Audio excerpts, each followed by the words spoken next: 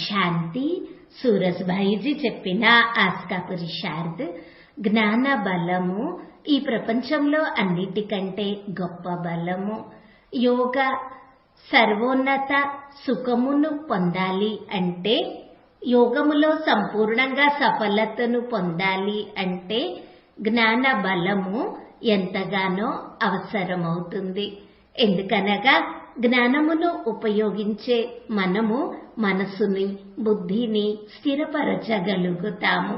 జ్ఞానము ద్వారానే మనకి నేను ఎవరిని అనే దాని గురించి సంపూర్ణంగా తెలుస్తుంది. నేను ఎవరిని అనే స్వరూపంలో స్థిరపడనంత వరకు పరమాత్ముని స్వరూపంపై ఏకాగ్రం అవ్వడం కూడా కఠినమవుతుంది. కావున మనము స్వయంలో జ్ఞాన బలమును కూడా ఎంతగానో పెంచుకోవాలి. బ్రహ్మాబాబాకి మురళిపై ఎంతో ఆకర్షణ ఉండేది. మురళి వినడము, వినిపించడము బాబాకి జీవితముగా మారిపోయినది.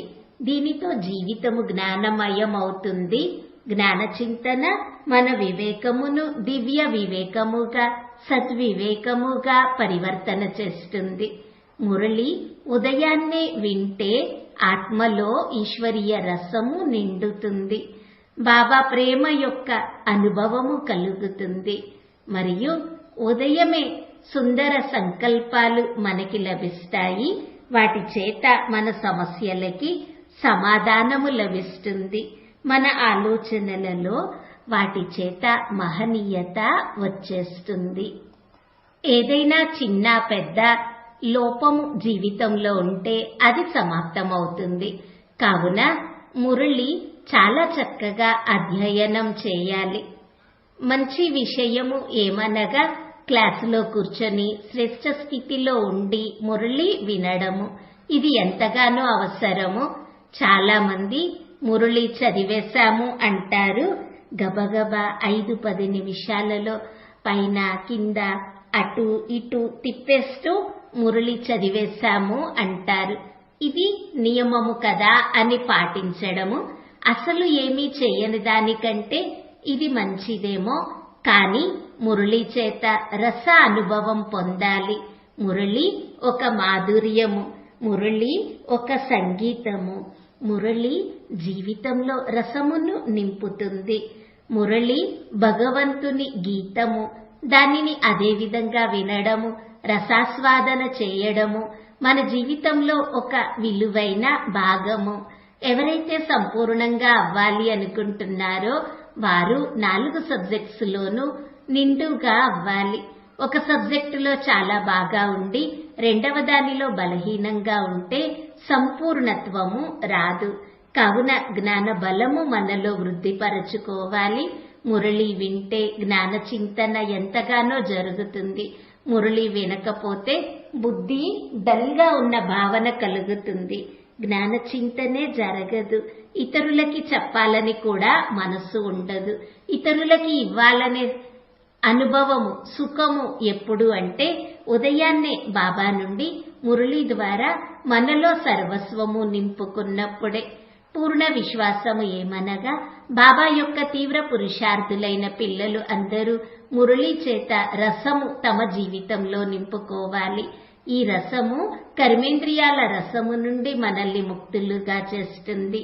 ఈశ్వరీయ రసము విశేషంగా బాబా యొక్క ప్రేమ, బాబా గురించిన మంచి భావన, మంచి అనుభవము మురళి ద్వారానే మనము పొందగలము.